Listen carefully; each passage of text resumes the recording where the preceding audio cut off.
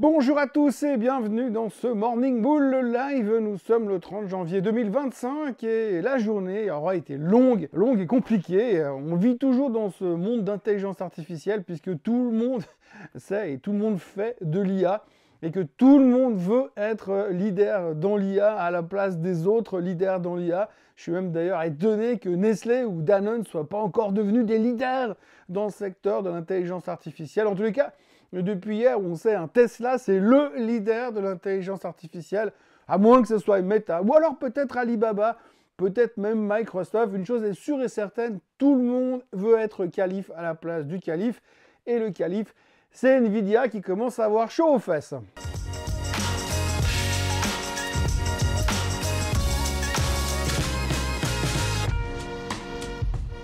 Si on fait donc abstraction des nouvelles du moment, de ce qui préoccupe les marchés, si on se concentre uniquement et seulement sur les performances de la séance d'hier, on va rapidement se rendre compte qu'on hésite clairement dans la direction à suivre. Les marchés, ils ont de la peine à trouver la voie.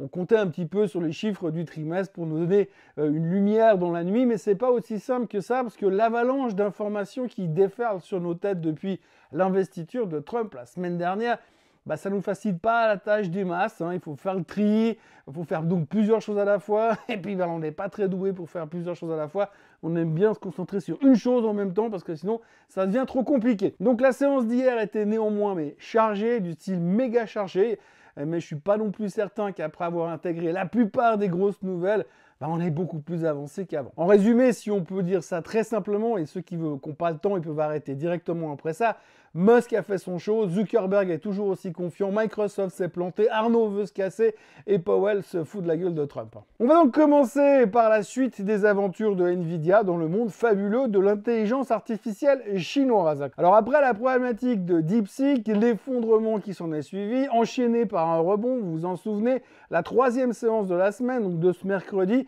a été marquée principalement par des nouveaux doutes qui tournent autour de Nvidia. Alors cette fois, on reparle à nouveau du fait que l'administration Trump pourrait envisager éventuellement, peut-être, mais c'est pas encore complètement sûr, de renforcer encore une fois les restrictions des ventes de semi-conducteurs pour la Chine. Donc là, on parle des puces H20 qui sont développées exprès pour la Chine, celles qui marchent moins bien, qui pourraient plus être vendues aussi facilement aux Chinois. Donc voilà, un nouveau coup bas pour Nvidia, comme si l'affaire DeepSeek ne lui causait pas encore assez de tort et de stress en ce moment. Donc dans la foulée, on notera donc que tout le monde maintenant veut être champion de l'intelligence artificielle, et puis le fait que pour l'instant Nvidia c'est soit le champion incontesté, ça devient un peu difficile à supporter et difficile à gérer parce que tout le monde veut prendre sa place. Et je plaisante pas, rien qu'hier, on a entendu qu'Alibaba avait lancé son modèle pour concurrencer ChatGPT, que Tesla est tellement leader dans l'intelligence artificielle qu'il faut un télescope pour apercevoir le numéro 2. C'est même pas de moi, c'est Musk qui a sorti la punchline. Et puis chez Meta, on s'en fout parce que si DeepSeek est bon marché, c'est pas grave, on va continuer à claquer des milliards et des milliards et des milliards pour devenir ou pour continuer à être le leader du marché de l'intelligence artificielle. En gros, la concurrence commence à être rude du côté de chez Nvidia et dans le doute, le titre a perdu 4% hier et c'était bien pire à certains moments de la séance. On va dire qu'on s'en sort quand même pas trop mal. Par contre, un des titres qui s'est fait le plus déglinguer dans la vague DeepSheet de lundi dernier, et c'est indubitablement ASML.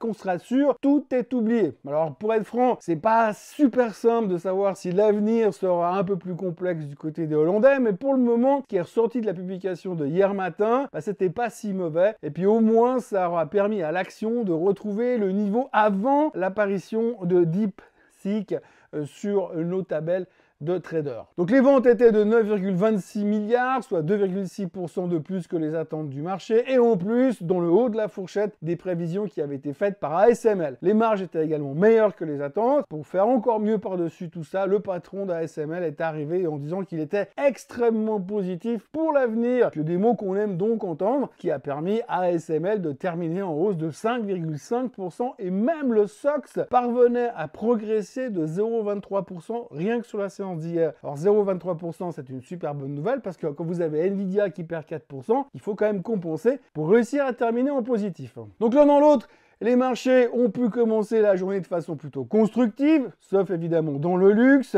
Les relativement mauvais chiffres de LVMH, on en a parlé hier dans cette vidéo, et les jérémiades de Bernard Arnault ont mis un peu la pression sur ce secteur. On a vu que Hermès et Richemont se sont quand même relativement bien sortis, mais à la fin, on est quand même un peu perdu au milieu de toutes ces infos, perdu et incapable de prendre une vraie direction très claire, tout en sachant que sur la fin de la journée, il y avait bien sûr la Fed et une avalanche de chiffres trimestriels. Et puis là, autrement, en Europe, l'Allemagne terminait encore une fois au plus haut de tous les temps. Le DAX est tellement en forme, on dirait Lance Armstrong au Tour de France à l'époque où on pensait qu'un esprit sain dans un corps sain, c'était la solution pour rouler à la vitesse d'une mobilette. La France, en revanche, on perdait 0,32%, la faute à LVMH, bien sûr. Et puis en même temps, en France, il faut quand même noter que politiquement, on reparle un tout petit peu de censure à Matignon. Après les paroles soigneusement débiles, on peut le dire, de la part de François Bayrou qui est passé d'un centriste modéré à un centriste d'extrême droite, visiblement. Et puis alors, évidemment, en fin de journée, Powell est arrivé pour nous mettre encore un tout petit peu plus dans le brouillard. Donc comme prévu, le patron de la Fed n'a pas touché au taux d'intérêt. Et puis dans son discours, il a quand même dit un petit peu vicieusement qu'il ne se sentait pas vraiment sous pression pour baisser les taux pour l'instant, bien sûr, parce que l'inflation restait un petit peu bornée et refusait de baisser. Alors quand on lui a demandé ce qu'il pensait des exigences de Donald Trump au sujet des baisses de taux à venir, le patron de la Fed a répondu qu'il ne commenterait pas et que de toute façon, il n'avait pas parlé au nouveau président depuis son arrivée à la Maison-Blanche. Alors on sent tout de suite dans le ton des uns et des autres que c'est pas les mecs qui s'adorent. C'est juste les deux types les plus puissants des États-Unis, mais j'ai l'impression qu'ils se haïssent cordialement. Le statu quo de la Fed était une surprise pour personne, puisque je vous le disais hier matin, 97% des analystes, des économistes, des experts ont toujours pensé qu'ils ne feraient rien. Et puis depuis hier soir, la plupart des experts pensent que la Fed ne fera carrément rien en 2025. Ce qui est un petit peu pas évident à croire, parce que Trump, il va quand même mettre la pression. D'ailleurs, la réponse du berger à la bergère n'a pas tardé, puisque dans la foulée de l'immobilisme de la Fed et l'intention de rester immobile,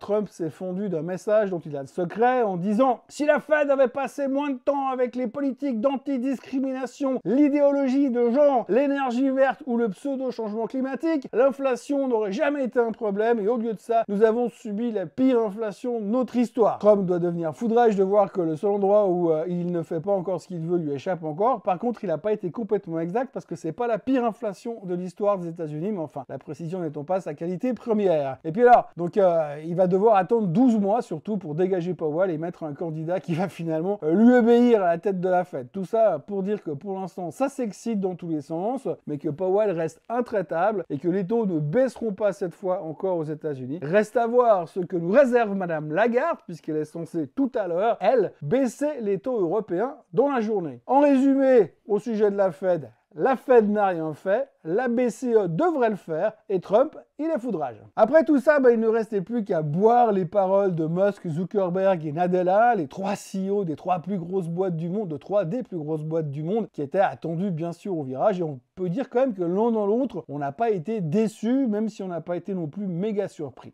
Bon, alors en même temps, on a connu des soirées bien plus excitantes aussi, mais si on ne fait pas monter un tout petit peu la mayonnaise, eh bien cette chronique vidéo vous paraîtra quand même super longue. On va donc commencer avec la publication la plus fantasque, et j'ai envie de dire la plus lunaire, qui était celle de Tesla. Alors oui, je ne suis pas un fan de Tesla, mais enfin quand même, on est tous plus ou moins d'accord pour admettre que Musk est en train de vriller un tout petit peu, même carrément sérieusement, depuis qu'il traîne un peu trop dans les jupes du président Trump. On est tous d'accord pour dire que Musk a toujours été le spécialiste des conférences de presse délirantes à plus ou moins chaque trimestre. Eh bien, sans surprise, ça n'a pas fait exception hier. D'abord parce que si on se concentre uniquement sur les chiffres au quatrième trimestre, la marge bénéficiaire de Tesla a reculé à 13,59% contre 17,05% au trimestre précédent. Elle est également inférieure aux attentes qui étaient autour de 16,2%. Et de ce côté-là, on peut dire que c'est un raté magistral. Ensuite, le chiffre d'affaires, il était de 25,71 milliards contre un consensus de 27,27 milliards. Raté encore, sans compter que les livraisons de voitures était en recul en 2024, ça on le savait déjà, chose qui ne s'est jamais produite auparavant. La hausse des taux des leasing et la montée de la concurrence visiblement ne sont pas complètement étrangères à cette forme de ralentissement dans les ventes de voitures chez Tesla. Et donc si on se base strictement sur les chiffres, le trimestre était décevant. Par contre, Et c'est là que c'est intéressant de voir la psychologie de marché encore une fois. Si on se base sur le discours de Musk, c'est du délire. Alors le patron de Tesla, de Starlink, de SpaceX, la Boring Company, le directeur du Dodge et puis celui de je ne sais pas quoi encore, eh ben, il a pris le temps d'expliquer que Tesla était le leader de l'IA dans le monde et que tout le reste était loin, mais alors très très loin derrière eux. On a vu avec ces images assez, son discours assez imagé, qu'il n'a aucun doute là-dessus. Il a aussi expliqué bien sûr que les robots taxis vont inonder le marché au plus tard, à partir du mois de juin. Alors je vais pas vous le refaire, mais c'est pas la première fois qu'il nous dit que les robots taxis arrivent. Ils arrivent à peu près à chaque trimestre. Il dit oui, mais c'est pour dans 6 mois. Mais après, ce sera dans 6 mois. Ah non, mais après, ce sera dans 6 mois. Donc on espère que cette fois, c'est la bonne. Aucune idée, mais en tout cas, apparemment, ça a suffi aux investisseurs pour pousser le titre en hausse de 4% after close. Encore une fois, des chiffres qui sont pas exceptionnels, mais un discours motivant à soi. Et visiblement, la psychologie de marché fait que ça marche quand même super bien. Et puis alors, pour boucler le tout, Musk a également annoncé que Tesla était en route pour atteindre les 15 000 milliards de valorisation boursière. Alors, je ne sais pas ce qu'il prend, mais moi j'aimerais bien en avoir aussi, parce que si on se base là-dessus, ça veut dire que dans quelques années, Tesla vaudra autant que tous les Magnificent Seven réunis. Du côté de chez Windows,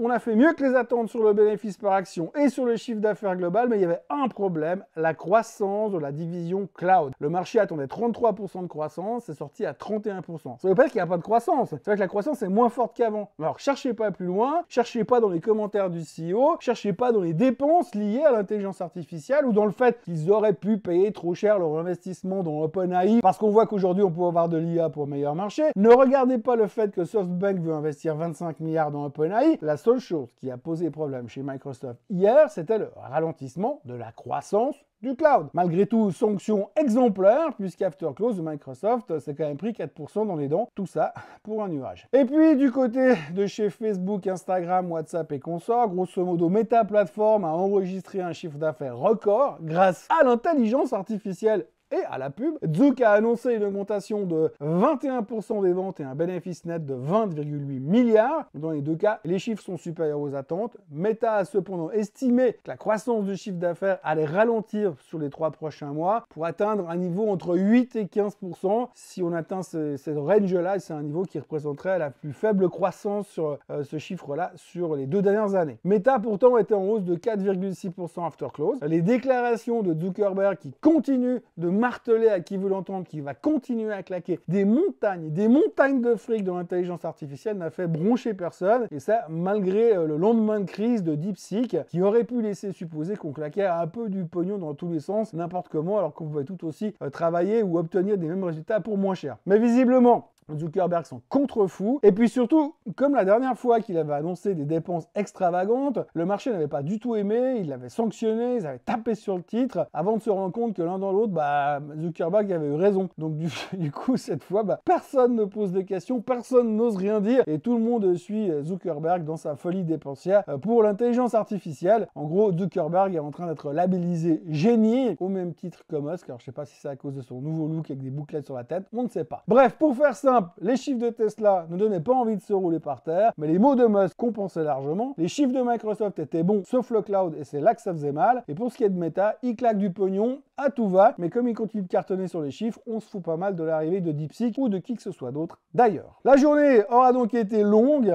et à la fin, les futurs ne font pas grand-chose ce matin. La Fed n'a eu aucun impact, Tesla et Meta sont en hausse, mais pas Microsoft, ASML va bien, mais on est inquiet pour Nvidia, et puis pour être franc, ce soir, on attend tous Apple. Bon, on attend Apple et les cartes de crédit comme Visa et Mastercard qui pourraient à la limite nous montrer que l'Américain moyen finance l'inflation par de la dette. Toujours plus de dettes, mais comme on s'en fout royalement depuis des mois et des mois, c'est pas grave. On notera aussi que les shorts ont complètement renoncé, puisque comme on le voit sur le graphique aujourd'hui, il y a de moins en moins de shorts sur l'ETF SPY qui représente le S&P 500. Plus personne ne croit à la théorie des shorts ou à la nécessité d'être short sur le marché. Pour le reste, un avion d'American Airlines vient de se cracher dans le Potomac à Washington après avoir percuté un blackout de l'armée américaine. La BCE va donc couper les taux cet après-midi, donc on s'attend à 0,25% de baisse sur les taux, mais par contre, contre, on voit ici et là que les experts aimeraient avoir un rythme, ou en tout cas un ordre de marche un petit peu plus soutenu de la part de la BCE pour aller plus vite, plus bas sur les taux, probablement parce que l'économie européenne va trop bien, donc il faut l'aider encore un petit peu. D'ailleurs, à ce propos, on notera aussi qu'aujourd'hui, nous, on aura le PIB en France, en Allemagne, en Europe et aux États-Unis pour voir comment se comportent ces magnifiques régions du monde. Et puis, toujours au chapitre des chiffres du trimestre, on notera qu'IBM a nettement battu les attentes et prenait 9% sur la nouvelle. Roche a engrangé l'an dernier un chiffre d'affaires de 60,5 milliards de francs suisses, en hausse de 3%. La pharma baloise a profité d'un gros essor sur son cœur d'activité, donc la pharma. Par contre, la croissance des produits de diagnostic a progressé plus mollement. On verra comment le marché le prend ce matin, puisque ça vient de sortir à 7h tout à l'heure. ABB a également publié des chiffres trimestriels et ils ont maintenu la croissance l'an dernier, augmentant aussi ses recettes et la rentabilité. La direction a également profité pour confirmer les objectifs de croissance. Et quant à Swatch, les chiffres étaient en nette baisse sur 2024, mais ça, c'est pas une surprise, on le savait déjà. Voilà ce que l'on pouvait raconter de cette grosse journée d'hier. Nouvelle grosse journée qui nous attend aujourd'hui, parce qu'encore une fois, je vous l'ai dit, Apple, les cartes de crédit, la BCE, bref, il y aura de quoi parler de nouveau demain matin. Et d'ici là, n'oubliez pas de vous abonner à la chaîne Swissquote en français, n'oubliez pas de liker cette vidéo, n'oubliez pas de la partager, n'oubliez pas de la commenter. Et puis nous, on se retrouve bien sûr demain matin, comme d'habitude, pour un nouveau Morning Bull Live. D'ici là, que votre journée soit belle et à demain. Bye bye.